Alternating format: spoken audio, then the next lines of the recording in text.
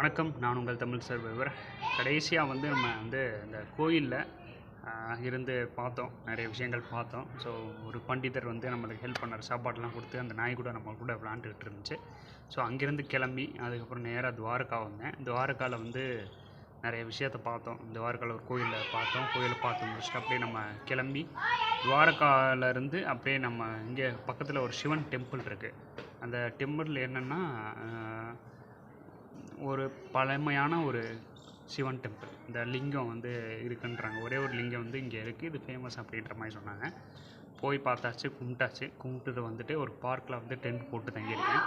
So நாளைக்கு ஜாம்நகர் நோக்கி போகணும். ஸோ நல்லா போயிட்டுருக்கு, நல்லா போகும்னு நினைக்கிறேன். ஸோ கண்டிப்பாக அந்த விளாக் பிடிச்சிருக்குன்னு நினைக்கிறேன். பிடிச்சிருந்தா லைக், ஷேர் அண்ட் சப்ஸ்கிரைப் பண்ணி சப்போர்ட் பண்ணுங்கள். ஃபேஸ்புக், இன்ஸ்டாகிராமோட லிங்க்கு டிஸ்கிரிப்ஷன் ஆட் பண்ணுறேன். ஃபேஸ்புக், இன்ஸ்டாகிராமில் பார்த்துக்கிட்டு இருந்தீங்கன்னா ஃபாலோ பண்ணாதவங்க ஃபாலோ பண்ணிக்கோங்க. நன்றி.